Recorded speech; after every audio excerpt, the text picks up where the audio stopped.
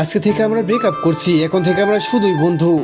বর্ষা, তুই আবিরের সাথে ব্রেকআপ কেন করলি? আবির এখন অন্য একটা মেয়েকে পছন্দ করে। সেই দিন ওই মেয়েটার সাথে বাস্কেটবল খেলছিল, তাই আমি ওদের মাঝে আর সমস্যা হতে চাই না। তাই সেদিন আমি তাকে মেসেজ দিতে গিয়েও দেইনি।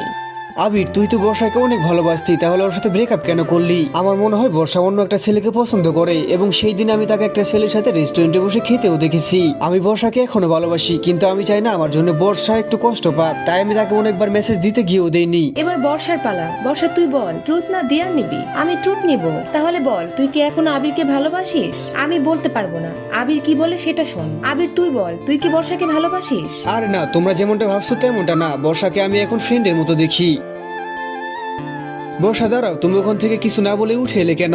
আমি আর মিথ্যা কথা বলতে পারছি না, একের পর একটা মিথ্যা আর সহ্য হচ্ছে না। আবির, তুই কি বর্ষাকে কখনো জিজ্ঞাসা করেছিস যে সে কোনো অন্য ছেলেকে পছন্দ করে কিনা? সেটার কোনো প্রয়োজন পড়ে নাই, আমি জানি সে অন্য কাউকে ভালোবাসে। তোর ধারণাটা ভুল ছিল, বর্ষা তোকে ভালোবাসে। বর্ষা, এত কান্না করছিস কেন? আবির তো তোকেই ভালোবাসে, কিন্তু এটা তোকে বলতে নিষেধ করেছিল। গাইস, পার্ট 2 দেখতে সাবস্ক্রাইব করুন।